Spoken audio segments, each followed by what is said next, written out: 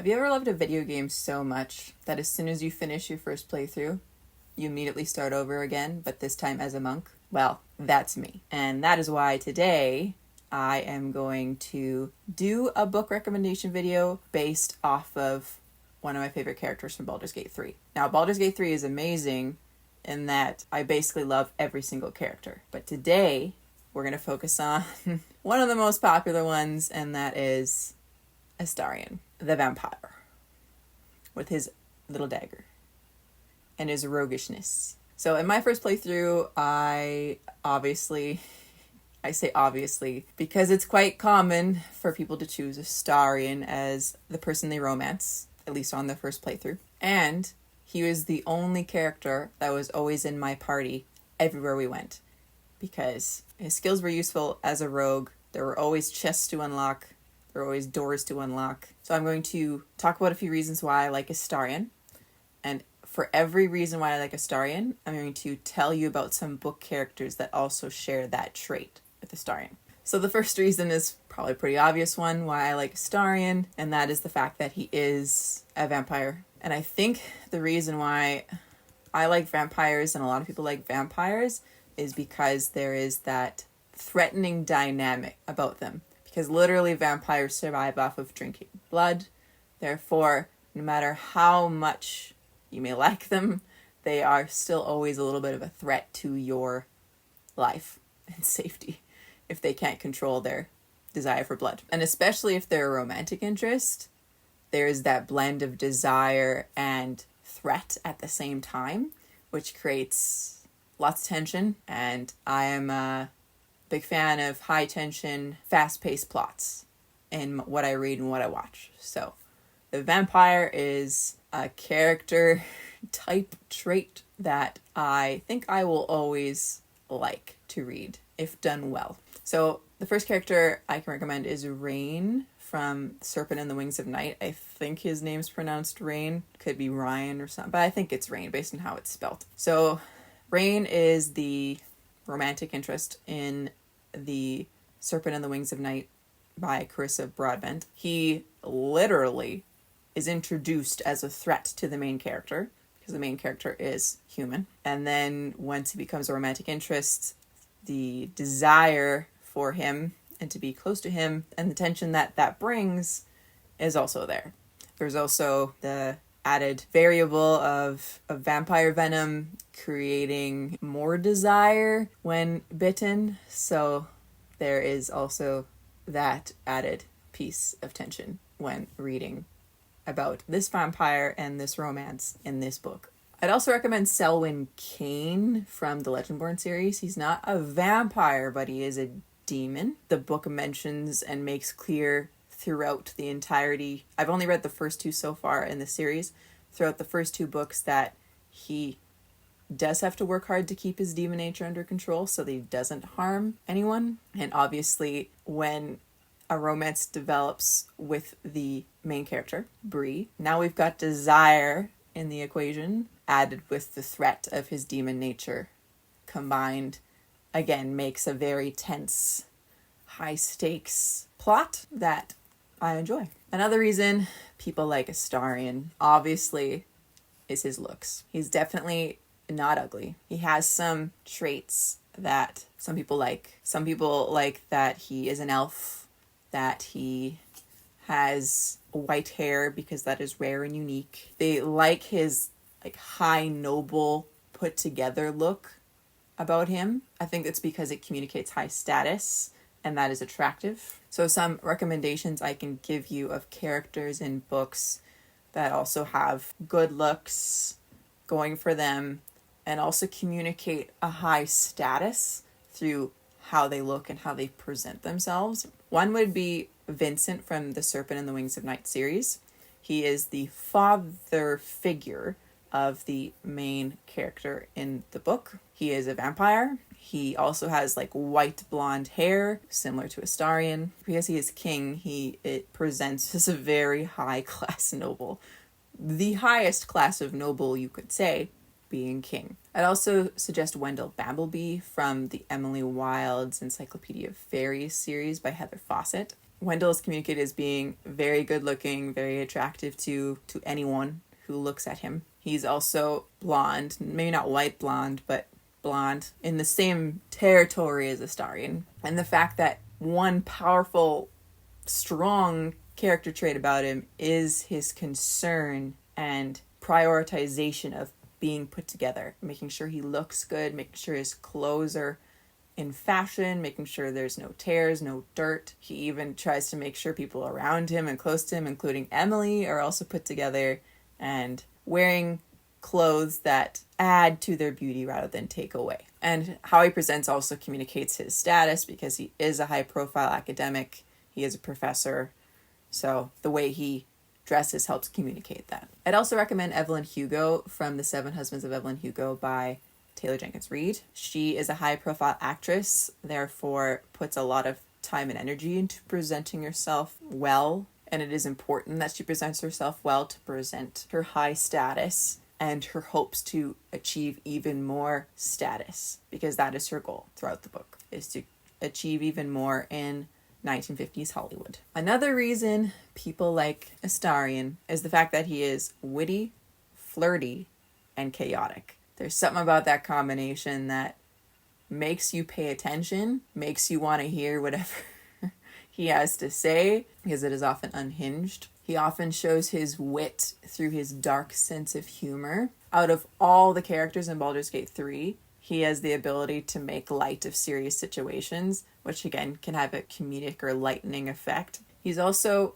constantly flirting. Part of the reason I was able to and wanted to pick him as my romance in the first round is because it was fairly easy to romance him. Actually, at the night of the Goblin Party, he was the only one that was willing to be romanced by me at that point, because I was pretty standoffish in my first playthrough, and he was the only character that was okay with that. I think he only had a bare minimum medium approval rating of me, but even then he was still very down to flirt and to romance. One of his flirty lines is when he says, "Let's just say blood tastes better from a gold goblet, and silk bed sheets improve any nighttime activity." Not shy, this Astarion, not at all. And most of all, people love how chaotic he is. He's hard to predict. He's impulsive, so you never know what he was going to do and to what extent he's going to do it. He seems to have big reactions to seemingly mundane things that most people wouldn't react to. And then he also seems to have very small reactions to what most people would have big reactions to. There was one point when he saw a bunch of dead gnolls on a bridge when I was playing, and he said, "Someone eviscerated these gnolls. It's rather beautiful."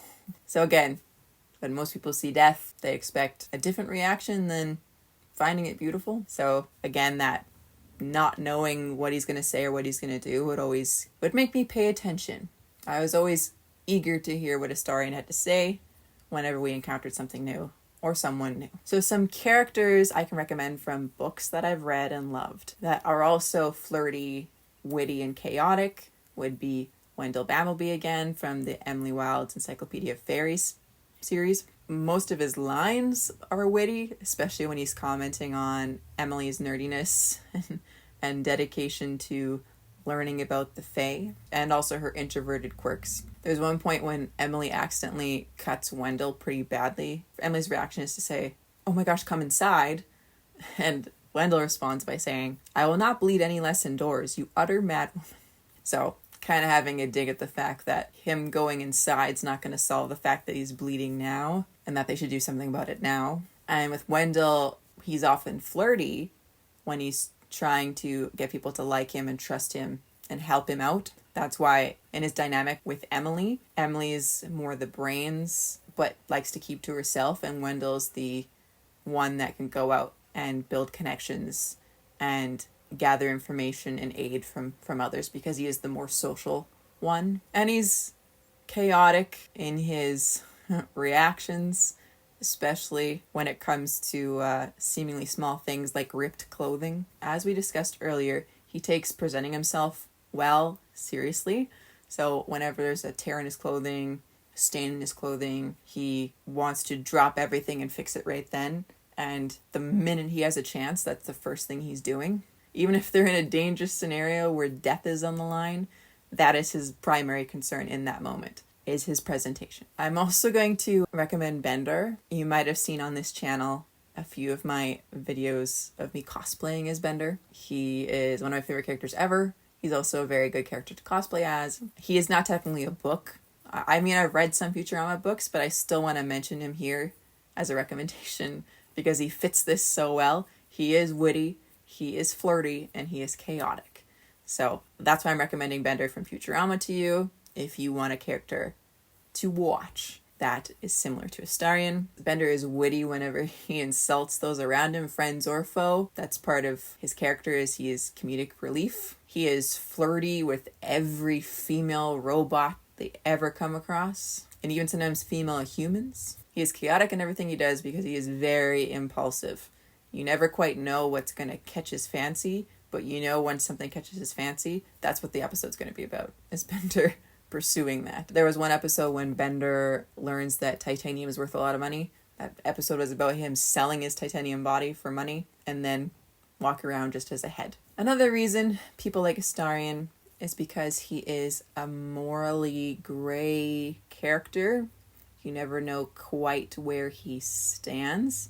You never know fully if you can trust him 100%, and you're always trying to figure out where his lines are, because it is made very clear that Astarion wants power. He wants to be free from his master, his vampire overlord. And we also know that he's bloodthirsty in the fact that pretty much any time you choose the violent option in situations, he usually gets Astarion's approval. And because of those things, again, you never knew if his desire for power and his bloodthirstiness would stop at you. Like, if you ever were to get in the way of either of those things, if you would still have Astarion on your side. He even seems okay with killing innocents, but there are some innocents he's not okay with. He seems to not like if you kill animals. I think even children. I think there's some time I didn't kill any children in my first playthrough, so I'm not sure.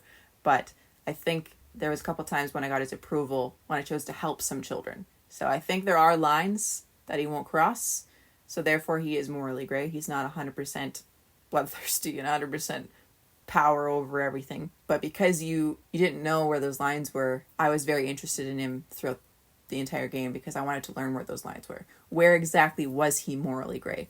What shade of gray was Astarion? So some characters I can recommend that are also morally gray would be Rain from Serpent and the Wings of Night. In the beginning of the first book, it is made very clear that in the vampire tournament, which Rain and the main character are fighting in, that he wants to win at all costs. It's made clear that he can be an ally, but also he will kill who he needs to kill to win, even his allies, because he is around the main character who is a human a lot.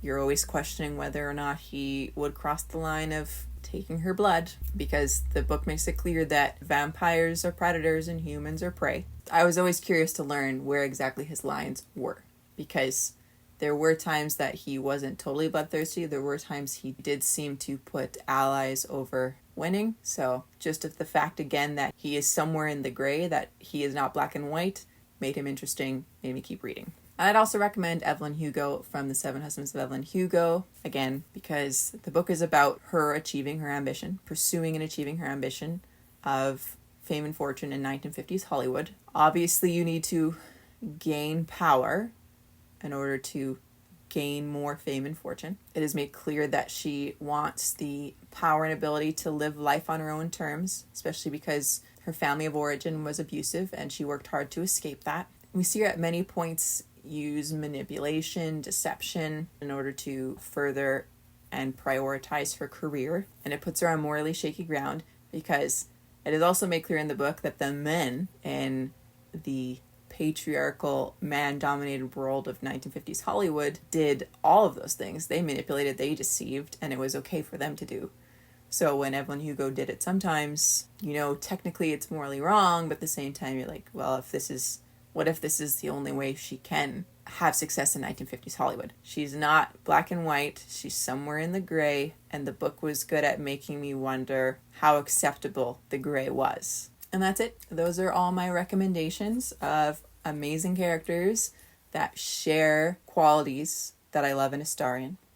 I want to end the video by asking if any of these books stood out to you. I'm just always curious if by the end of the video there was a recommendation you did take, if there was a character that stood out to you enough that caught your interest. And with that, I'm going to sign off. I'm going to edit this thing and put it up and see if I will make more Baldur's Gate 3 videos, because I love all those characters. And definitely in my second playthrough, I am a Gale stan. Gale is my man, and I think he deserves a recommendation video because my obsession with him knows no bounds. Ta-ta!